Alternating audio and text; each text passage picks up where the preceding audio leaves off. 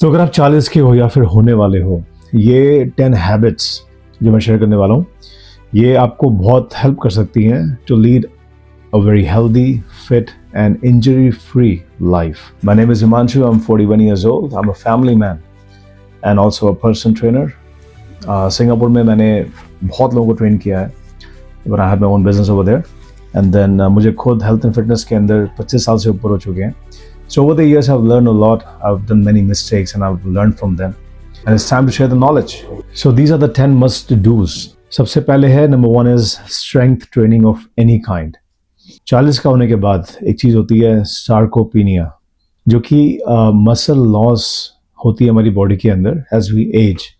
अब ये muscle loss जो है ये हर बंदे में डिफरेंट रेट से होती है. जो बंदा ज़्यादा एक्टिव है उसमें थोड़ा कम रेट से होती है. जो बंदा सेडेंटरी है, ज़्यादा बैठा रहता है, उसमें ये मसल लॉस और जल्दी तरीके से होता है और फास्टर तरीके से होता है.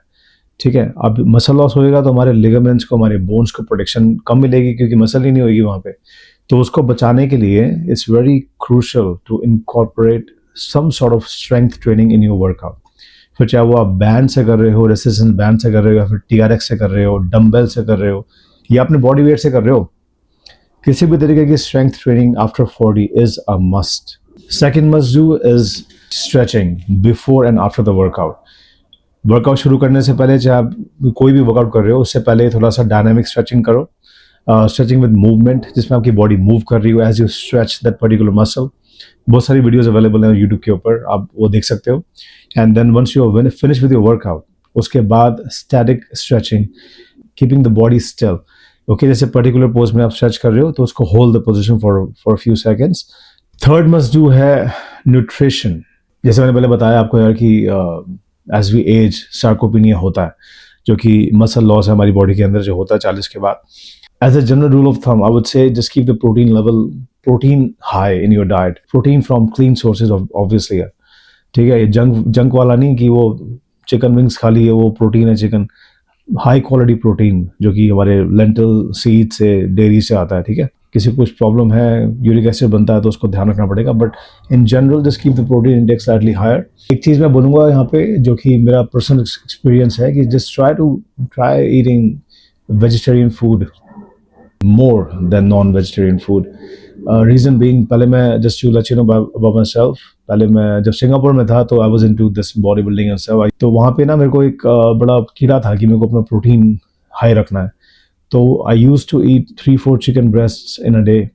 10-12 अंडे खाता था मैं, और फिश खा रहा हूँ, तिलापिया और पता नहीं क्या क्या. तो just for the sake of protein. तो उस दौरान मेरे स्टमक में बड़े इश्यूज होते थे, मेरे को डाइजेस्टिव इश्यूज होते थे. रात को नींद ना आना, ब्लोटेडनेस होती थी स्टमक के अंदर. देन फिर कुछ टाइम पहले मैंने, लगभग 8 साल पहले, I turn vegetarian. Okay, lacto vegetarian. When I turn vegetarian, पहले मुझे डर था कि यार कोई मसल लॉस ना हो जाए मेरा, कि बड़ी हार्डन मसल है मेरी जो कि मैंने ओवर द ईयर्स बनाई है. तो बट लेकिन बहुत ही ज़्यादा स्ट्रॉन्ग इंक्लिनेशन था टुवर्ड्स वेजिटेरियनिज्म, तो मैंने ट्राई किया और trust me, I didn't loose even a single ounce of muscle whatsoever.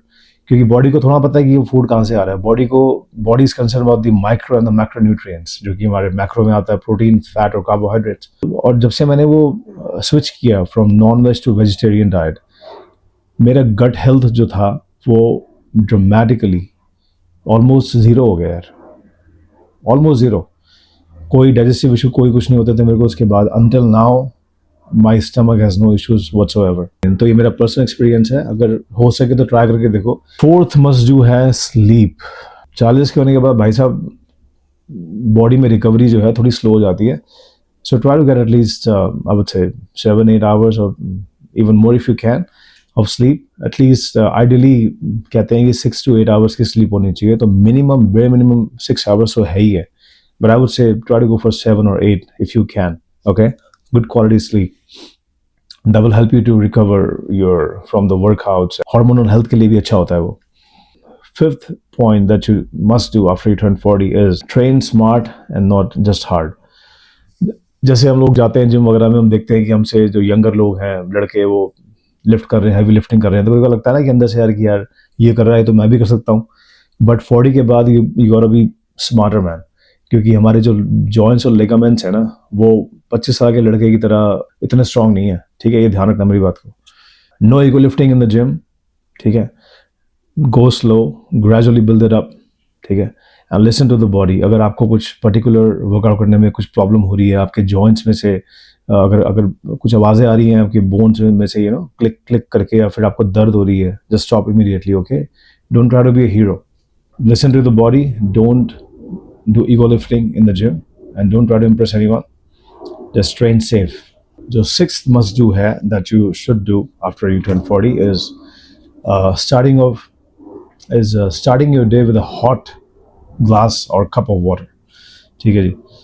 सुबह उठ के लोगों को आदत होती है कि हम लोग सुबह उठ के हमें बेड टी चाहिए होती है, बेड कॉफ़ी चाहिए होती है। अरे सुबह सुबह एसिड क्यों बढ़ाना अपनी बॉडी के अंदर यार।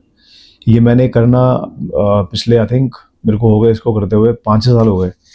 So when I wake up in the morning, so when I wake up from my sleep, first thing I do is I drink a glass of hot water. जैसे चाय पीते हैं ना हम लोग, वैसा उतना गर्म।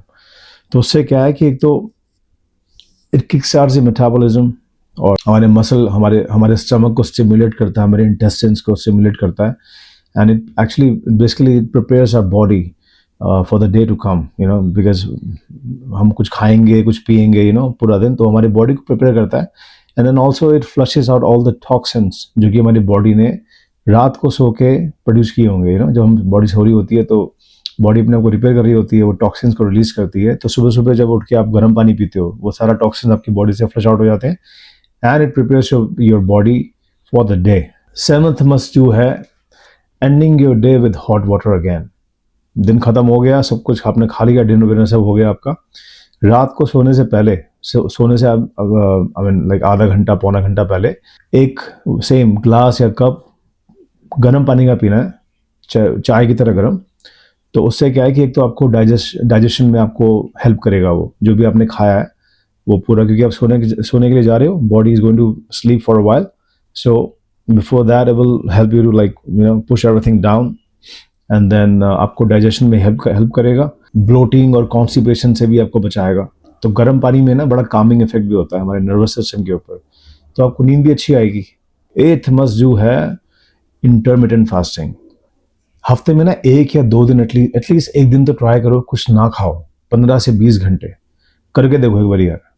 मैं करते हुए मेरे को भी अभी ये तो 2-3 साल ही हुए हैं, but I can see the difference यार। मतलब ऐसे, क्योंकि मेन यही है कि यार हमारे जैसे एज बढ़ती है तो हमारा जो गट है, सब चीज़ें, everything gets a little weaker, right, that's a natural process, ठीक है।